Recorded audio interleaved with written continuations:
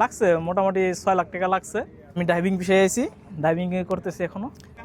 বাসাবাড়ির driver ভাই, house ড্রাইভারের সুযোগ সুবিধা আছে, আবার মনে করেন খুব কষ্ট আবার ভালো।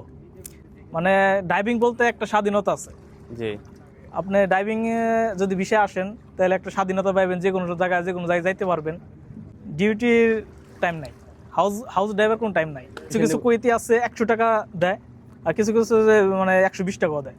এটা নতুন অবস্থা। নতুন অবস্থায় মানে থাকা খাওয়া সব কুয়েতির। কিছু কিছু কুয়েতির কাস্টে মানে সহজে বেতন বাড়াতে চায় না, মানে বছরে একটা টিকিট একটা স্যালারি বাড়তি। তো ড্রাইভিং পেশা কুয়েতে আসলে সবচেয়ে ভালো। যেমন পার্কিং পানি পরিষ্কার করে রাখতে হইব, পানি মারতে হবে প্রতি সপ্তাহে একদিন, গাড়ি পরিষ্কার করতে হইব একদিন পর পর। তো কুয়েতে আসলে টাকা ইনকাম করা যায়, কিন্তু ভাই বাসা বাড়ি একটু রিস্ক হয়ে যায়, আবার অনেক ভালো।